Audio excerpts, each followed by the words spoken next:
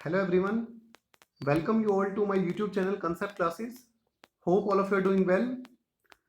जैसा कि आप जानते हैं कि सीबीएसई ने कोविड-19 पैंडेमिक की वजह से क्लास 9 से लेके क्लास 12 तक का सिलेबस 30% डिडक्ट कर दिया है फॉर द सेशन 2020-2021. सो इस वीडियो में मैं सीबीएसई क्लास 12 का केमिस्ट्री डिडक्टेड सिलेबस डिस्कस करूंगा. Okay, so let us start. देखिए, जो पहला चैप्टर है केमिस्ट्री का डेट इज सॉलिड स्टेट. तो सॉलिड स्टेट चैप्टर में जिन टॉपिक्स को सीबीएसई ने रिमूव कर दिया वो टॉपिक्स हैं electrical and magnetic properties. So electrical and magnetic properties हो गई आपकी, बैंड थ्योरी ऑफ मेटल्स हो गई, conductor, semiconductors and insulators and n and p type semiconductor.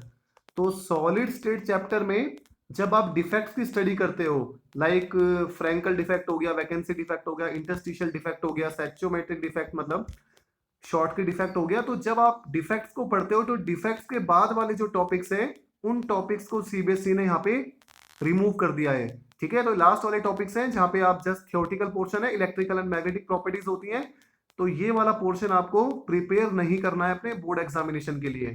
ठीक है, उसके बाद देखिए जो चैप्टर सेकंड है सॉल्यूशंस. तो केमिस्ट्री का जो चैप्टर सेकंड सॉल्यूशंस है, इस चैप्टर में भी जो लास्ट वाला टॉपिक है that is abnormal molecular mass और वेंट्स ऑफ फैक्टर, ये दो टॉपिक आपको प्रिपेयर नहीं करने हैं. ठीक है, तो जब आप कॉलिगेटिव प्रॉपर्टी स्टडी करते हो, जैसे relative lowering in vapour pressure, elevation in boiling point, depression in freezing point, osmotic pressure, तो कॉलिगेटिव प्रॉपर्टीज के बाद जो ये दो टॉपिक्स है abnormal molecular mass and vents of factor, ठीक है, तो ये टॉपिक्स आपको प्रिपेयर नहीं करने हैं. उसके बाद देखिए जो चैप्टर थर्ड है आपका इलेक्ट्रोकेमिस्ट्री. तो इलेक्ट्रोकेमिस्ट्री में लेड एक्यूमुलेटर हो गया, फ्यूल सेल्स हो गए, कोरोजन हो गया, लॉ ऑफ इलेक्ट्रोलाइसिस हो गया. लॉ ऑफ इलेक्ट्रोलाइसिस मतलब जो फैराडेस के दो लॉज हैं.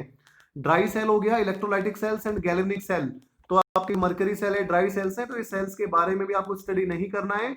Lead accumulator, fuel cells, corrosion, law of electrolysis, तो ये सारे के सारे टॉपिक इलेक्ट्रोकेमिस्ट्री में से सीबीएसई ने रिमूव कर दिए हैं. ओके, तो अब यहाँ पे आपको कंडक्टिविटी की स्टडी ढंग से करनी है, molar conductivity, equivalent conductivity, Kohlrausch's law, और आपको सेल का ईएमएफ निकालना आना चाहिए, ई नॉट सेल आपको निकालना आना चाहिए, नर्नेस्ट इक्वेशन यूज करके कैसे हम सेल का ईएमएफ निकालते हैं. तो ये सारे टॉपिक सब इंपॉर्टेंट है.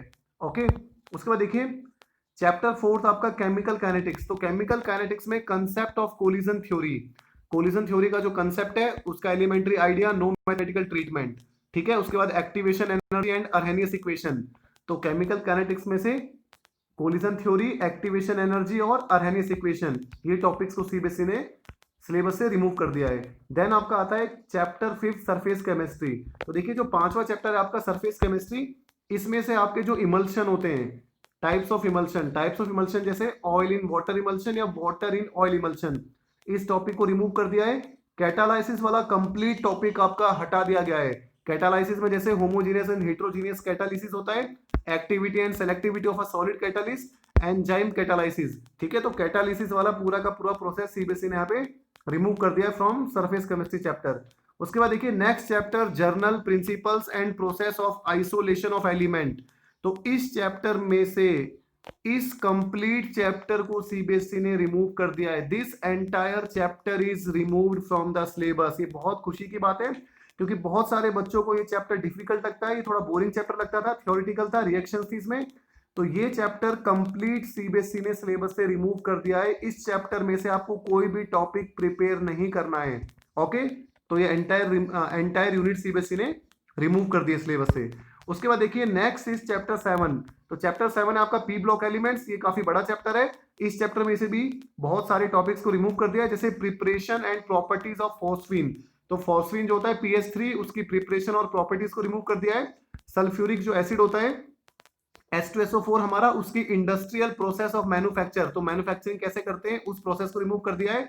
Oxides of nitrogen structure only. तो नाइट्रोजन के जो ऑक्साइड्स होते हैं N2O3, N3O5 जो भी है, ठीक है, इन सब की स्ट्रक्चर को रिमूव कर दिया है. फॉस्फोरस का टॉपिक हटा दिया गया है. फॉस्फोरस की allotropic forms, compounds of phosphorus, preparation and properties of halides and oxo acid.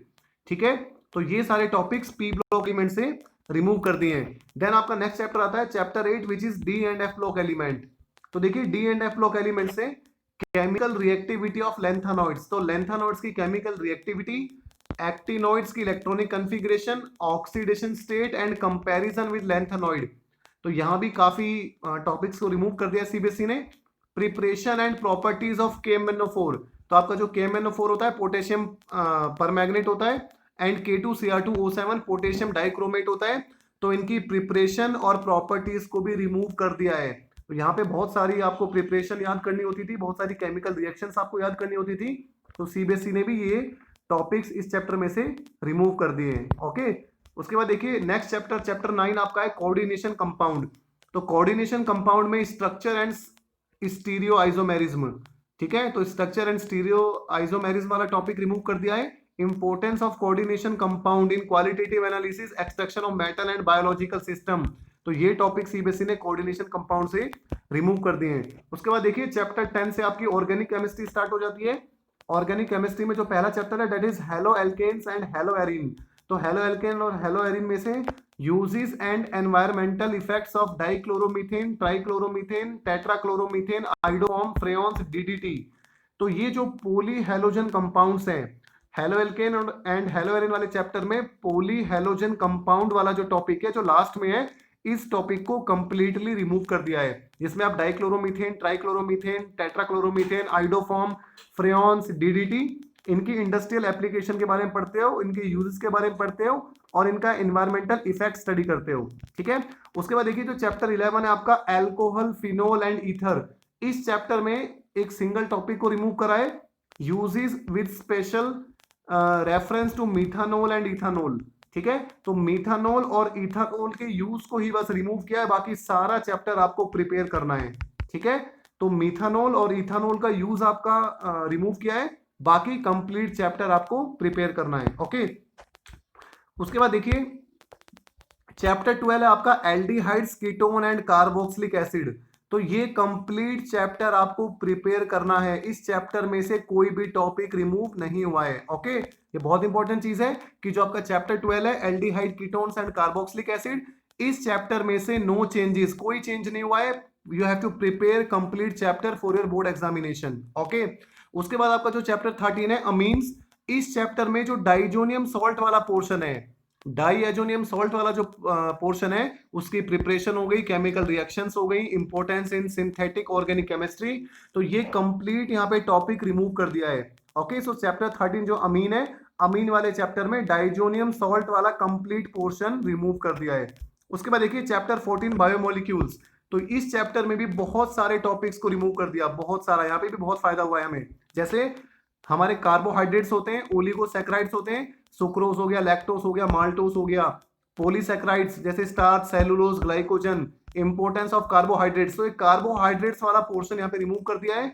Then vitamins में क्लासिफिकेशन एंड फंक्शन, तो वाइटामिन्स के फंक्शंस और क्लासिफिकेशन को रिमूव कर दिया है। एंजाइम वाला टॉपिक रिमूव कर दिया है, और hormones, elementary ideas excluding structure, तो हार्मोन्स का जो एलिमेंट्री आइडिया है, जो बेसिक आइडिया है, उसको भी यहाँ पे रिमूव कर दिया है। तो बहुत सारे टॉपिक्स भी इस बायोमोलिक्यूल चैप्टर में से सीबीएसई ने हटा दिए हैं, तो ये भी बहुत एक खुशी की बात है यहाँ पे।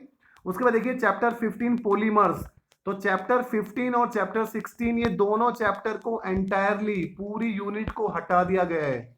ओके, तो केमिस्ट्री के जो लास्ट वाले दो चैप्टर है पॉलीमर्स और चैप्टर 16 है chemistry in our everyday life, जिसमें हम ड्रग्स का इंट्रैक्शन पढ़ते थे, मेडिसिन के बारे में, मतलब ड्रग्स के बारे में पढ़ते थे, क्लासिफिकेशन ऑफ ड्रग्स पढ़ते थे। तो ये दोनों चैप्टर सीबीएसई ने अपने 2020-2021 सिलेबस के लिए हटा दिए गए हैं, ठीक है। तो 3 चैप्टर कंप्लीटली रिमूव कर दिए, चैप्टर 15, चैप्टर 16 और एक आपका चैप्टर 6 जो general principle of isolation of element, extraction of metal वाला जो चैप्टर है, उस कंप्लीट चैप्टर को और इन 2 चैप्टर को, तो 3 चैप्टर तो एंटायरली हटा दिए और बाकी चैप्टर्स में से कुछ कुछ पोर्शंस को रिमूव कर दिया है, ठीक है। और एल्डिहाइड कीटोन वाले चैप्टर में से कोई भी टॉपिक को रिमूव नहीं किया है, ठीक है। तो 30-40% सिलेबस आपका रिमूव हो गया है। अब आपको इसी के हिसाब से प्रिपरेशन करनी है, ये ऑफिशियली सीबीएसई नोटिफाई कर दिया है, ठीक है। तो लॉकडाउन में टाइम वेस्ट नहीं करना है, जो भी एक टाइम है ये बहुत ही प्रीशियस है।